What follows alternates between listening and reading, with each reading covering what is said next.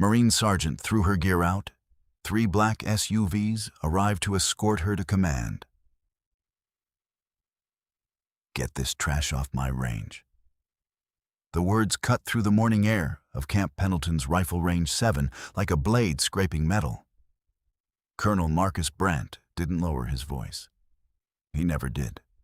He had a performer's instinct for acoustics, for knowing exactly how far sound carried across concrete and gravel, for understanding that an insult lands harder when it has witnesses. 47 Marines stood in formation behind him, instructors with clipboards, range assistants pausing mid-task, ears suddenly attentive, a maintenance crew 30 meters back who had stopped pretending to work.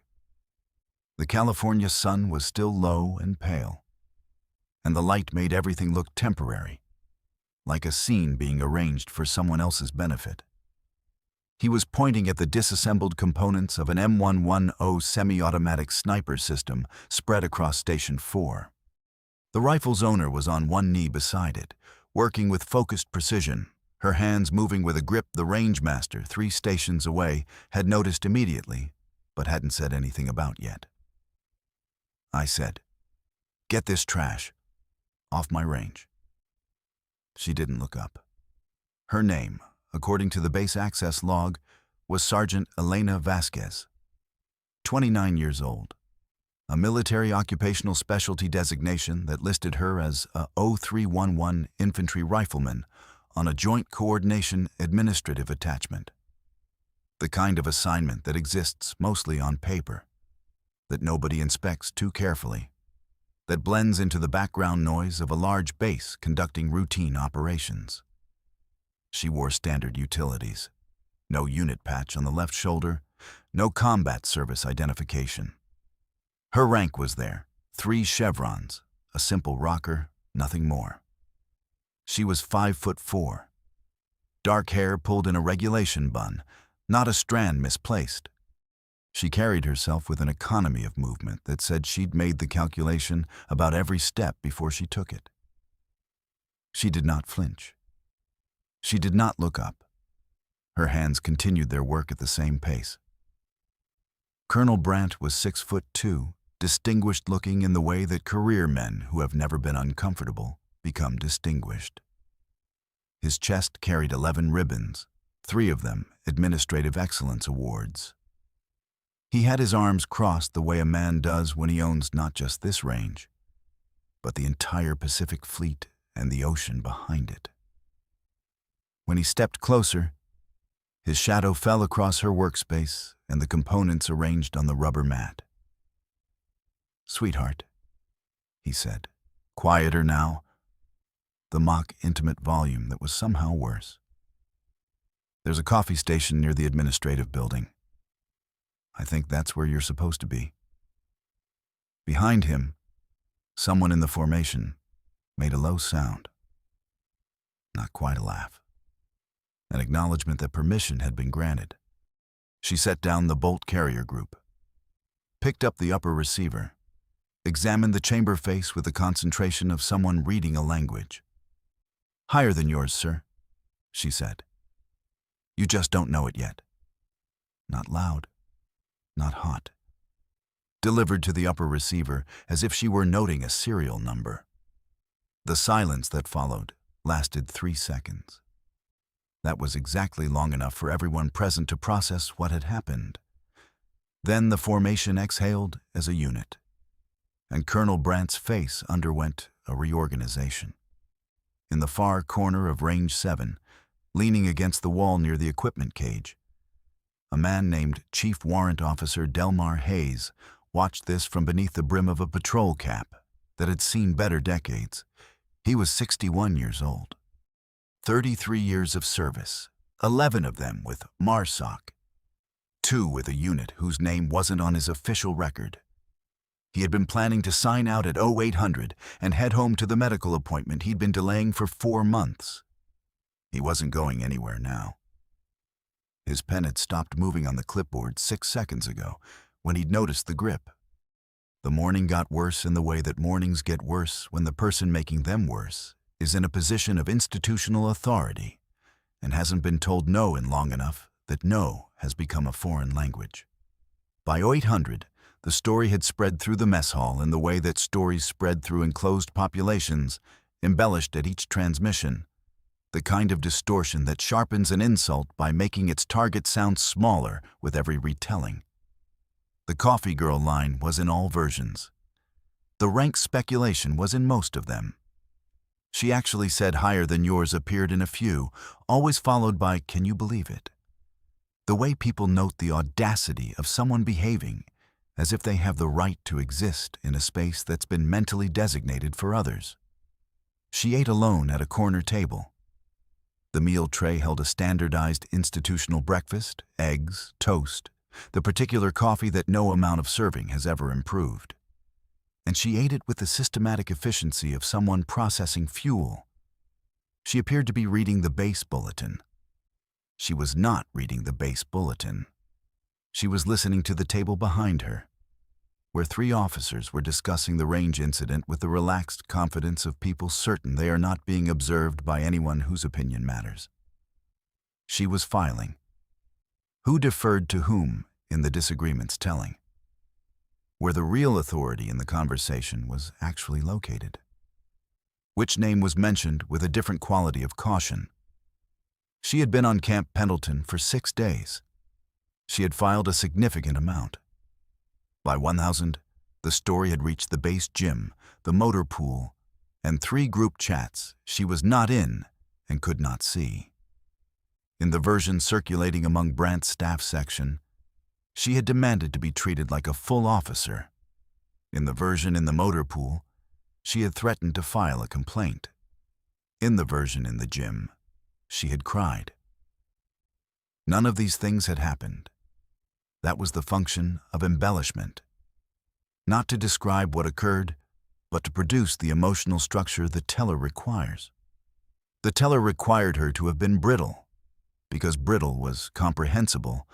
Brittle was a category the teller already had a space for. She was not brittle. The word didn't have a referent. She spent the morning in the administrative annex attached to the range complex, reviewing procurement records that were publicly accessible to anyone with her clearance designation. The records looked, to anyone passing the desk, like a moderately engaged administrator performing administrative tasks. They were, in fact, a timeline. The kind of timeline that, assembled correctly, produced a very specific shape of institutional corruption, one that connected a pattern of material requisition adjustments over 3 years to a private logistics firm in San Diego that had received contracts at 12% above competitive bid baseline consistently across 47 separate line items. She had been building this timeline for 6 weeks. She was 2 days from the point at which it would be complete. At 8:45, she was back at Range 7 with the M110 reassembled and ready to zero. The rangemaster for the session was a staff sergeant named Reyes, who had the resigned courtesy of someone who had received prior communication from Colonel Brandt's office about the day's administrative attachment, but was going to run his range correctly regardless. She asked for the wind data. He gave it. She asked a clarifying question about the target specs. He answered. She inputted the monthly environmental authentication code into the range management system in just under 10 seconds. Staff Sergeant Reyes blinked. Most operators took 4-5 minutes on that code. Rookies took 15. He'd seen experienced snipers mutter through it for 7 minutes with their phones out. He looked at his clipboard, then back at her, Chief Warrant Officer Hayes, signing back in through the equipment cage on a reason he'd classified internally as I forgot something. Watched Reyes blink and made a quiet note. She settled into prone position at Station 4 with a stillness that was not passive. It was the kind of stillness that comes from the body being trained below the threshold of conscious decision. From 10,000 repetitions happening so automatically that the body simply stops announcing itself. Her breathing controlled itself into a 4-count rhythm.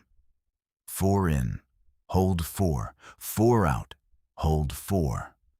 The kind of cadence that Rangemaster Reyes recognized distantly from a SERE training video he'd watched 3 years ago that had not been widely distributed. The first group at 300 meters was sub-half MOA. She made no reaction, cycled the bolt, waited for data. Staff Sergeant Reyes looked at the target result and did not say anything. He made a mark on his clipboard and looked at it for a moment, and then looked at the range in general, at nothing in particular, in the way someone does when they are recalibrating an assumption. At 400 meters, the group tightened. Chief Warrant Officer Hayes had positioned himself near the equipment cage with a clipboard that was serving as administrative cover for standing in the same location for 40 minutes. He had seen a lot of shooters. He had been one himself once, before his shoulder had arrived at an opinion about field work that superseded his own. He knew what untrained accuracy looked like. He also knew what trained accuracy looked like.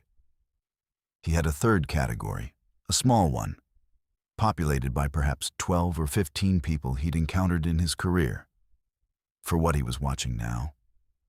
The kind of muscle memory that doesn't come from a manual. She broke down the rifle at the close of the session with the same mechanical calm. Left wrist rotation at the handguard, fingers at the spacing that came from a specific school curriculum he'd been briefed on once, and had never expected to see applied on a public range at Camp Pendleton. She was not hiding it. She was simply not performing visibility, which produced the same effect. Hayes made a note. He underlined it. Then he looked at his watch and decided he was going to be late to his medical appointment, and that was going to have to be acceptable. Colonel Brandt's office was in the command building 40 meters from the main gate, and his administrative assistant, a corporal who was excellent at her job and aware that excellence in her position meant invisibility, put the flag on his desk at 0932 because it had been 11 minutes since he'd asked about that range attachment, and Colonel Brandt's requests had a natural half-life of about 10 minutes before the asking became something else. The flag was a standard base access inquiry request. It came back with a response that was less standard. The response noted that Sergeant Elena Vasquez's personnel file was accessible at the base's standard clearance level for biographical data, name, rank, MOS, and assignment orders. All of that resolved cleanly. The assignment orders existed. The paperwork was correct.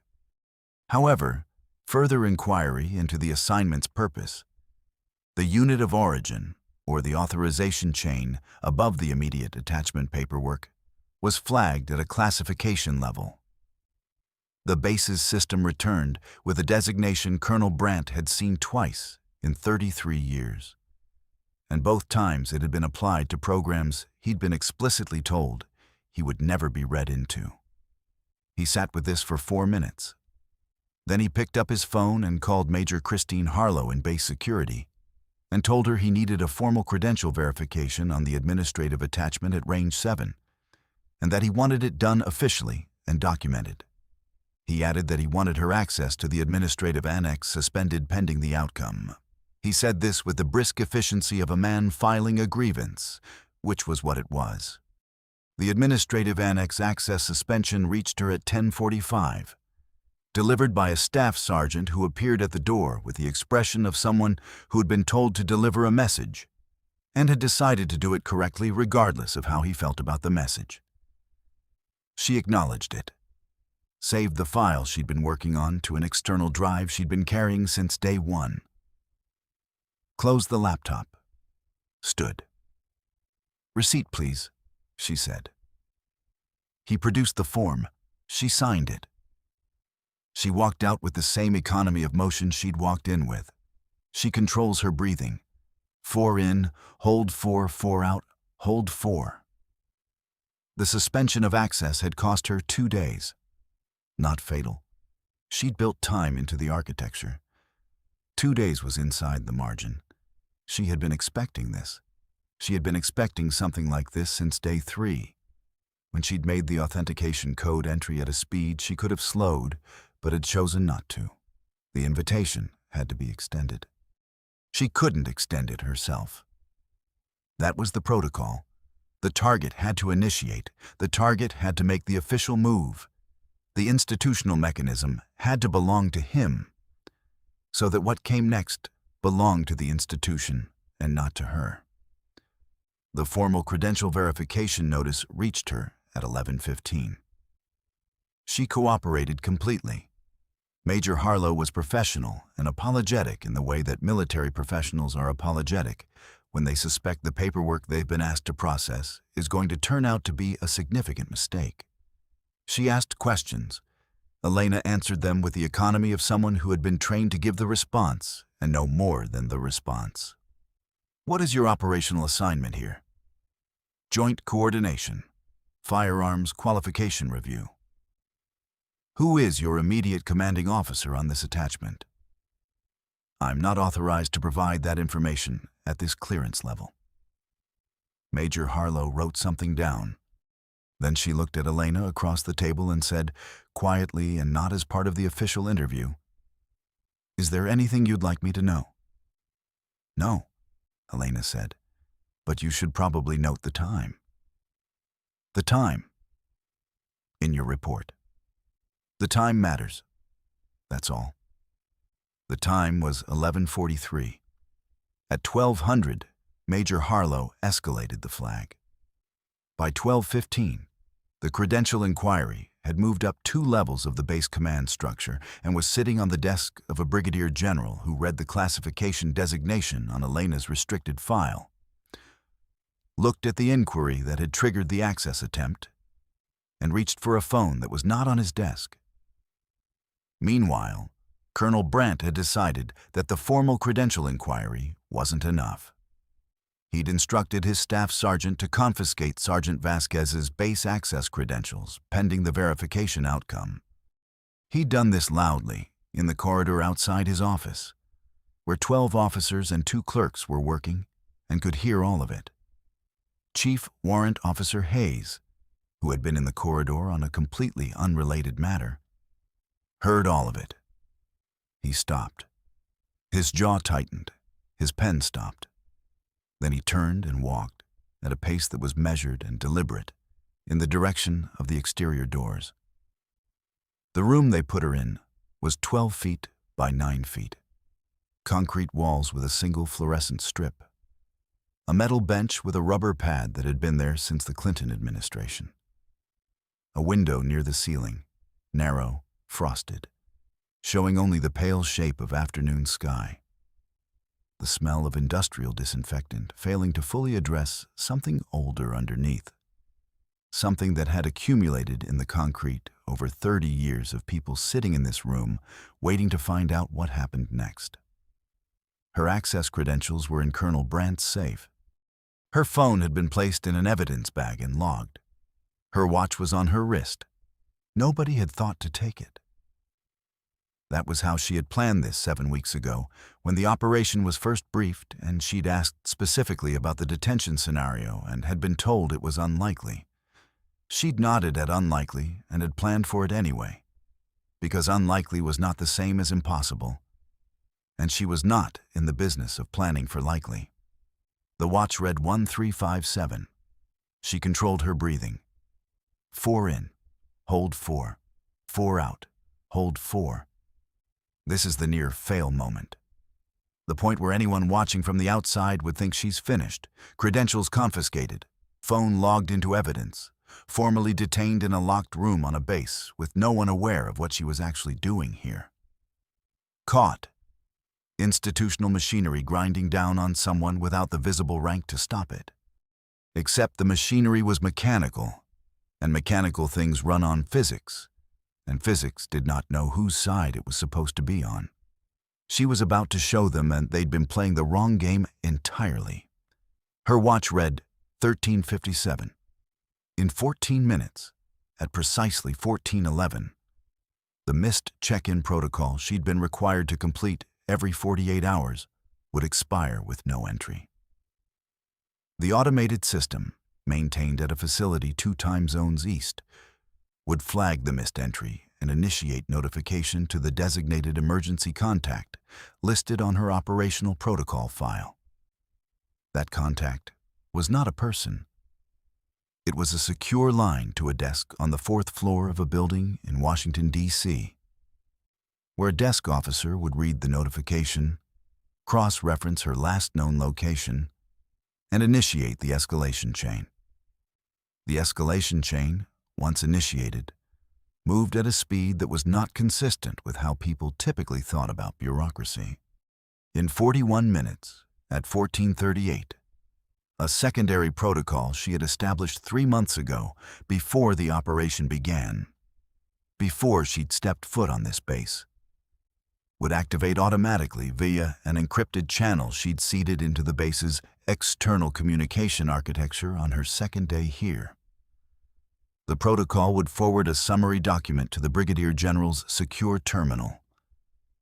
Not a full file, a summary. Enough. In approximately 2 hours, Colonel Marcus Brandt was going to learn the difference between authority inscribed on a jacket and authority that held its rank in the structure of the world itself. She sat in the quiet. She did not need anything from this room. She had been in worse rooms. She had been in rooms where the disinfectant smell was not just institutional, where the window was not just narrow but was absent entirely, where the bench was not rubber-padded and the ceiling strip was not fluorescent but a single heat-generating incandescent that someone had determined was below the threshold that required documentation. She sat. She breathed. She waited.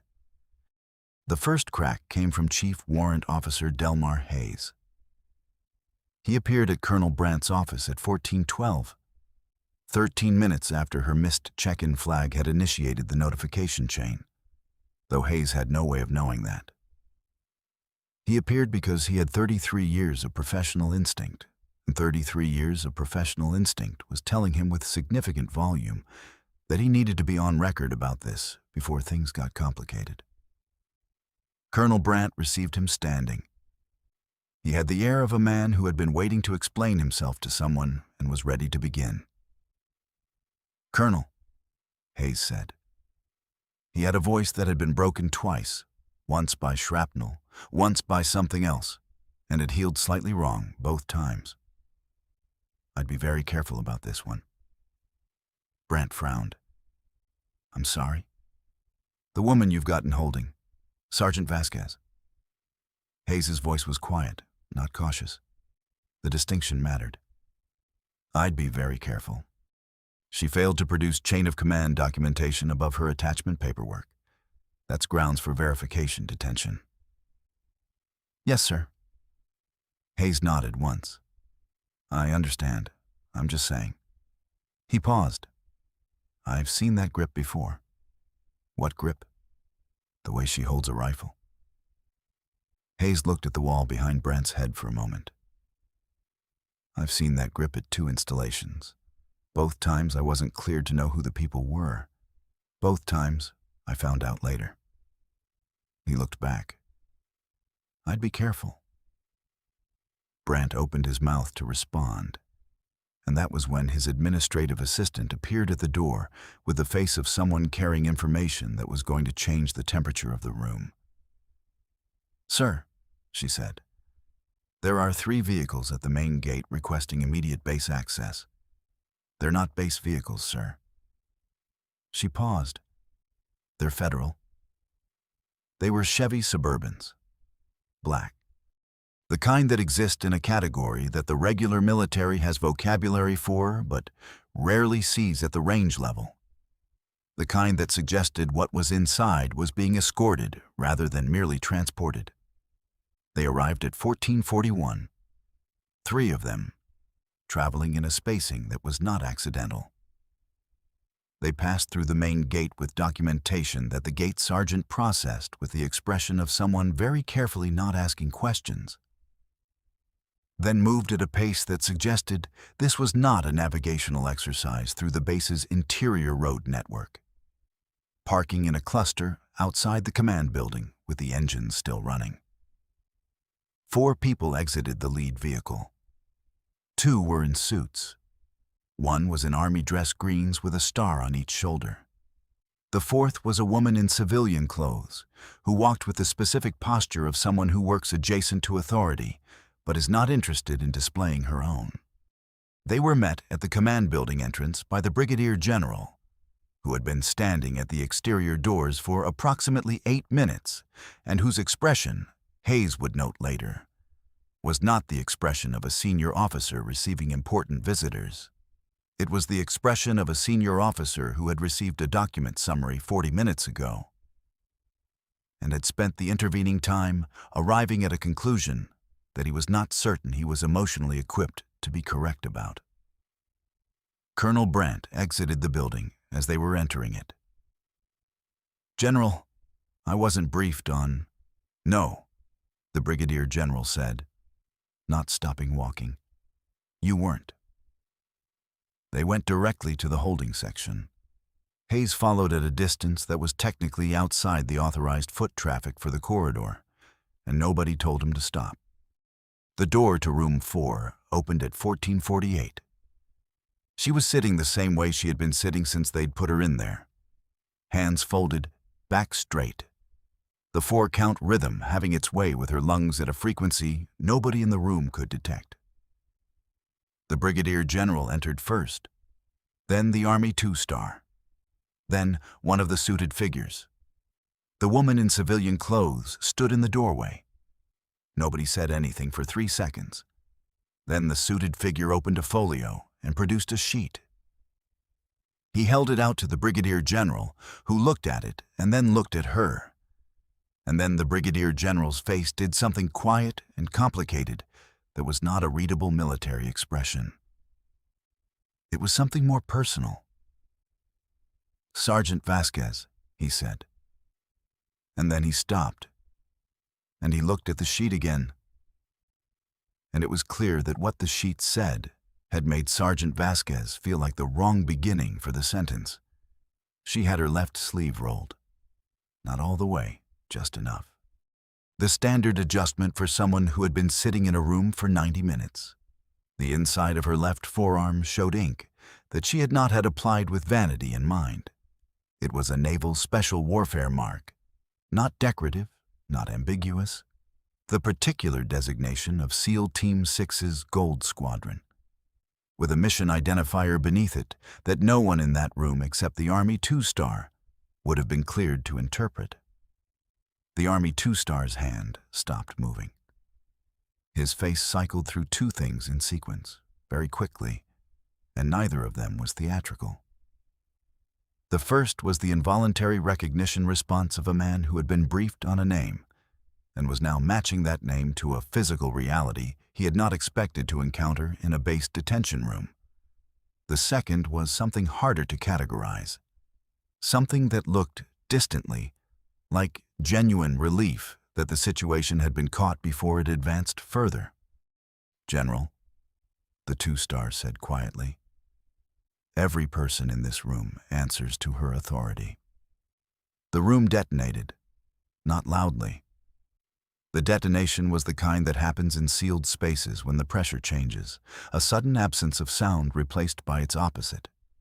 Several audible intakes of breath, the scrape of a boot on concrete, a clipboard contacting the floor somewhere behind them with a crack that echoed in the sudden total silence, like something punctuation-shaped.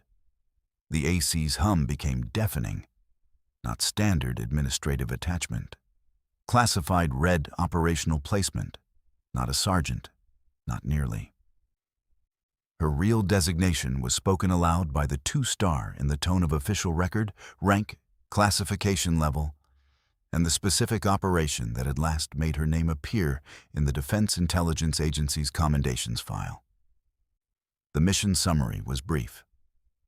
Somalia, 6 months prior. The kind of outcome that generates 3 classified paragraphs and a list of people who do not come home to enemies anymore. The Brigadier General looked at the folio. He looked at it the way someone looks at a document when they are checking whether it is real. And when it keeps being real, he said nothing for approximately 4 seconds. Then he started the salute. He was a brigadier general, 1 star. He raised his hand with a kind of precision that takes 30 years to become involuntary, and the angle of his wrist was regulation, perfect, and he held it. The Army 2 star followed. His hand had been moving before the general's was complete, as if he'd been waiting for the social permission to begin. The suited figures came to attention. The woman in civilian clothes in the doorway straightened, which was not a salute, but was the nearest civilian equivalent of one. Elena stood. She returned the salutes in the order they'd been given. A single crisp motion, brief, correct, acknowledging without dwelling. Her face had not changed since they'd opened the door. It was the same controlled neutrality she'd been wearing since 0701 that morning, when the first words had cut across Range 7 like a blade. She had been placed here, at Camp Pendleton, as part of an ongoing counterintelligence operation targeting a financial irregularity chain that connected 3 officers on this base to a procurement fraud network that had been selling materials intelligence to private brokers. The operation was 7 weeks old. She had been 6 days from the point at which the documentation chain she'd assembled would have been ready to present to the JAG office.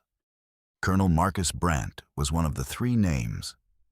His confiscation of her credentials, his formal detention request, logged, time-stamped, documented through base security's official channels, had just provided the counterintelligence operation with a textbook obstruction of justice charge on top of everything else.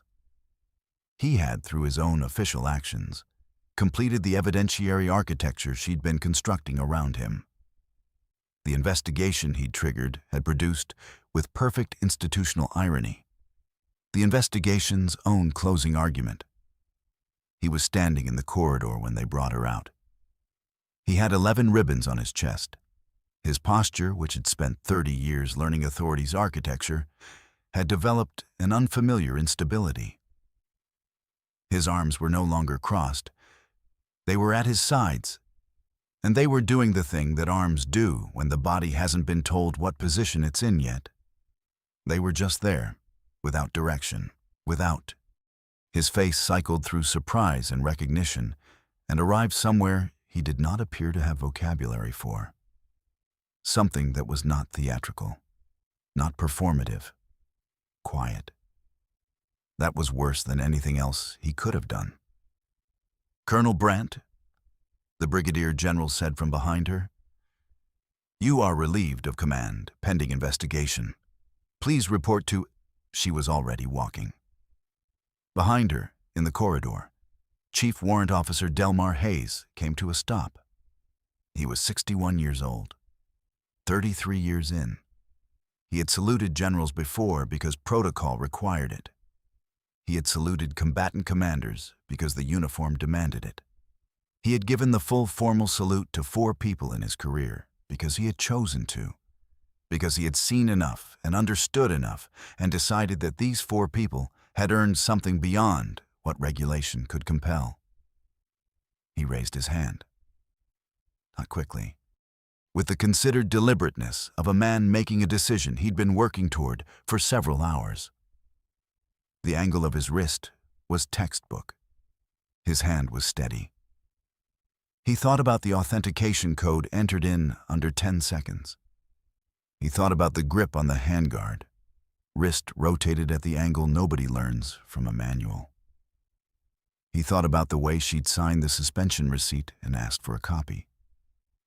The kind of people who ask for receipts when their access is revoked, those people know exactly what documentation chain they're building. He held the salute for 5 seconds. A full 5, not a ceremonial one. Who else is watching this and thinking about the people who get underestimated, really underestimated, not by accident but by design, and use it? Hit that share button so everyone sees what real institutional reckoning looks like when it finally arrives. She didn't see it. She was already through the exit. He held it anyway. The Pacific was 22 miles west. and from the small window at the end of the corridor, she could see a strip of sky at 1737, painted in the specific oranges and purples that California produces in June, when the marine layer has retreated and the light gets to do what it does without interference. Her watch read 1737. The operations documentation was already in transit. The JAG office had been contacted. 2 of the 3 officers were in soft custody pending formal charges. The third, a lieutenant colonel she had spent 4 of her 6 days tracing through a procurement chain that had taken genuine creativity to obfuscate, had been placed under travel hold pending the morning. She found a bench near the exterior. She sat. She breathed, not the 4 count, not the tactical rhythm. Just the ordinary kind of breathing that doesn't mean anything and doesn't need to.